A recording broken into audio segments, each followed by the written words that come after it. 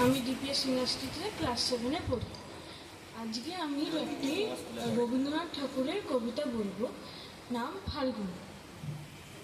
ফাল্গুনে বিকশিত কাঞ্চন ফুল, ডালে ডালে পুঞ্জিত আমলুম ফুল, চঞ্চলে মৌমাছি গুঞ্জরি গায়, বেণুবনে মর্মরে দক্ষিণে গায়, স্পন্দিত নদী জল ঝিলিমিলি করে, জ্যোৎস্নার ঝিকিমিকি বালুকার চলে, নৌকা ডাঙায় বাঁধা কান্ডারি জাগে, পূর্ণিমা রাত্রির নক্তনা লাগে, খেয়াঘাটে ওঠে গান অসত্য তলে, পান্থ বাজায় বাসি আনন্দ চলে, ধারে সে বংশীর বহু দূর গায়, জনহীন প্রান্তর পার হয়ে যায়, দূরে কোন শয্যায় একা কোন ছেলে, বংশীর ধ্বনি শুনে ভাবে চোখ মেলে, যেন কোনো যাত্রী সে রাত্রি অগাধ, জ্যোৎস্না সমুদ্রে তরি যেন চাঁদ, চলে যায় চালে চড়ে সারা রাত ধরে, মেঘেদের ঘাটে ঘাটে ছুঁয়ে যায় তো, রাত কাটে ভোর ভোর পাখি জাগে বনে, চাঁদের তরণ থেকে ধরণীর কোণে। ধন্যবাদ।